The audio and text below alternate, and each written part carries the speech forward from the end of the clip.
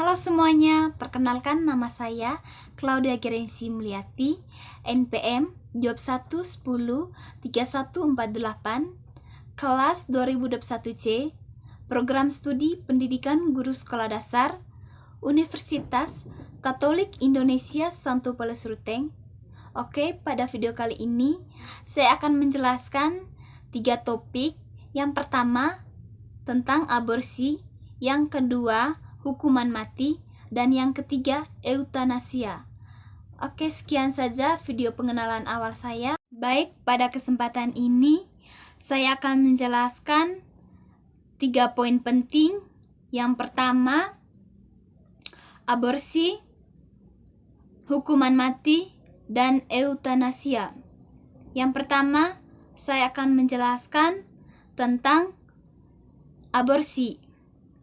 Menurut pandangan saya mengenai aborsi, saya kurang setuju dengan tindakan aborsi yang ada di Indonesia. Hal ini beberapa alasan. Yang pertama, mengenai aspek hukum, yang kedua, budaya, dan yang ketiga, sosial.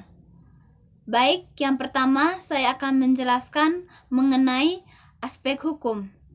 Di dalam aspek hukum ini terdapat 2 poin penting. Yang pertama, larangan aborsi. Meskipun ada ketentuan dalam undang-undang kesehatan yang menyatakan memperbolehkan aborsi dalam kondisi tertentu atau seperti kehamilan akibat pemerkosaan atau ancaman terhadap kesehatan ibu dan janin, aborsi tetap dianggap sebagai tindakan kriminal di bawah KUHP. Pasal 346 menyatakan bahwa wanita yang melakukan aborsi dapat dikenakan pidana penjara hingga 4 tahun. Hal ini menciptakan stigma negatif terhadap perempuan yang melakukan aborsi, membuat banyak orang menolak praktik ini secara keseluruhan. Yang kedua, pengecualian yang terbatas. Ketentuan hukum mengenai aborsi di Indonesia sangat ketat dan hanya memperbolehkan dalam situasi darurat tertentu. Hal ini dianggap tidak cukup untuk melindungi hak-hak perempuan, sehingga banyak yang berpendapat bahwa aborsi seharusnya tidak diperbolehkan sama sekali.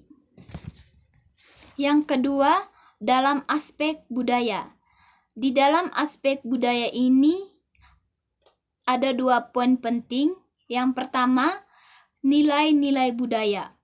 Dalam konteks budaya Indonesia yang sangat dipengaruhi oleh norma-norma agama dan etika, aborsi sering dipandang sebagai tindakan yang tidak bermoral.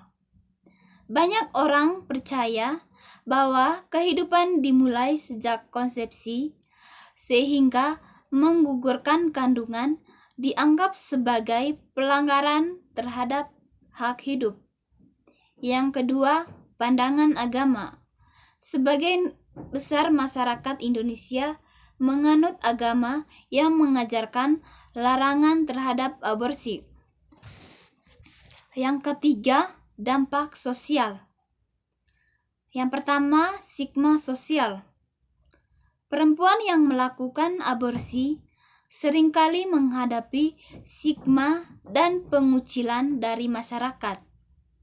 Ini menciptakan tekanan sosial yang kuat untuk mempertahankan kehamilan meskipun dalam situasi sulit. Yang kedua, kesehatan masyarakat. Praktik aborsi ilegal seringkali dilakukan tanpa pengawasan medis yang memadai, berisiko tinggi bagi kesehatan perempuan. Data menunjukkan bahwa kematian akibat aborsi tidak aman masih menjadi masalah serius di Indonesia.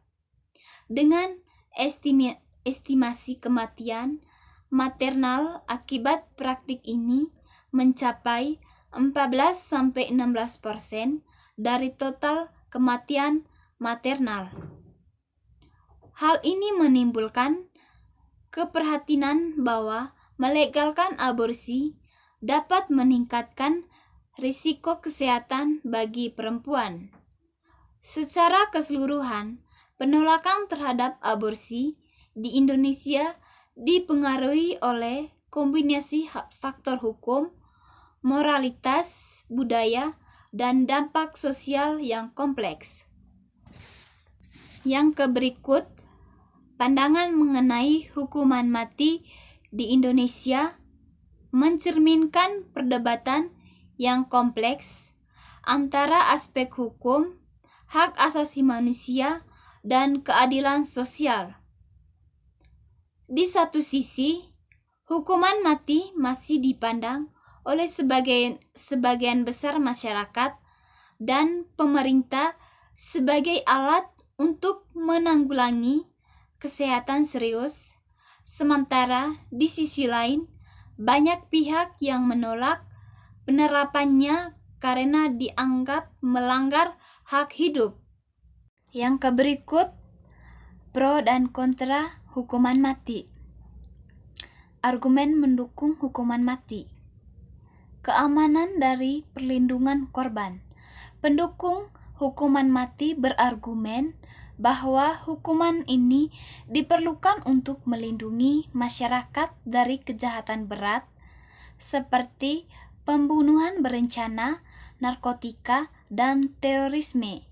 Mereka percaya bahwa hukuman mati memberikan efek jera yang lebih kuat dibandingkan dengan hukum penjara. Yang pertama, kepastian hukum. Ada pandangan bahwa penerapan hukuman mati menjamin kepastian hukum.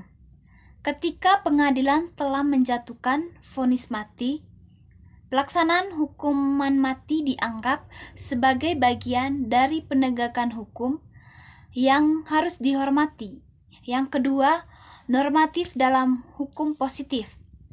Hukuman mati masih diakui dalam hukum positif Indonesia, dan beberapa pihak berpendapat bahwa negara tidak berlaku untuk tunduk pada tekanan internasional untuk menghapusnya.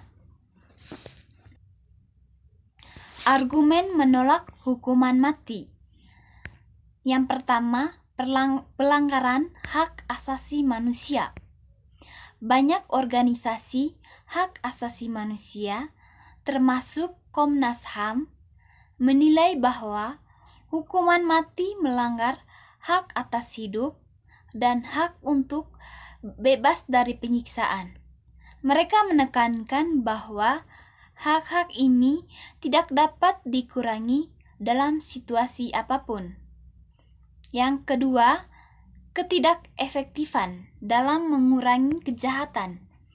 Penolakan terhadap hukuman mati juga didasarkan pada bukti bahwa penerapan hukuman ini tidak mengurangi angka kejahatan.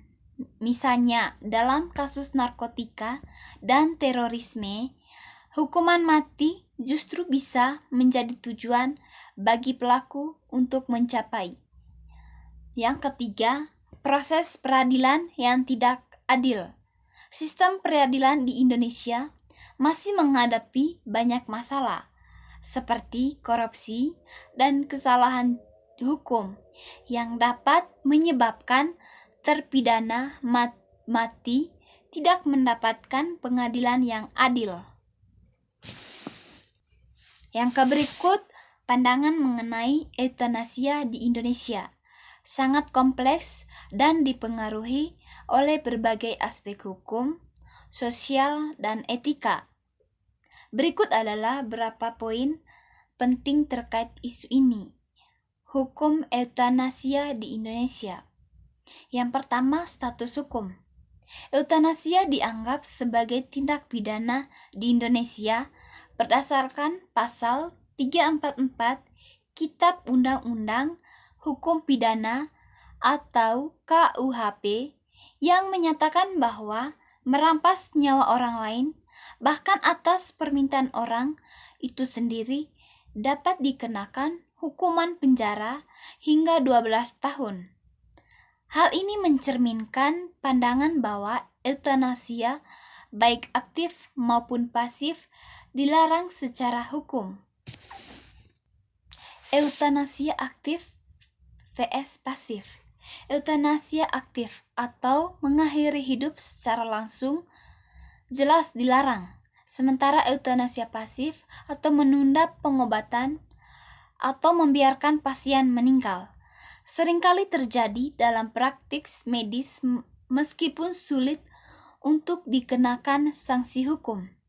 Yang kedua, pandangan masyarakat dan agama. Secara umum, masyarakat Indonesia yang menganut nilai-nilai agama kuat cenderung menolak eutanasia. Dalam perspektif hukum Islam, eutanasia dianggap haram dan hidup serta mati dianggap berada di tangan Tuhan. Hal ini menunjukkan bahwa norma sosial dan agama sangat mempengaruhi pandangan terhadap eutanasia. Yang berikut, etika kedokteran. Tantangan etis. Dari sudut pandang etika kedokteran, eutanasia sering dianggap tidak etis.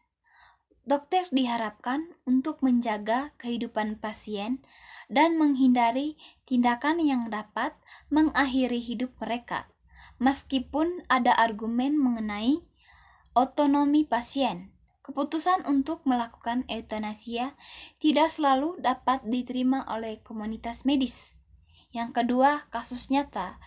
Terdapat beberapa kasus di mana permohonan eutanasia diajukan di pengadilan, namun umumnya ditolak. Sekian pemaparan materi dari saya, semoga bermanfaat. Terima kasih.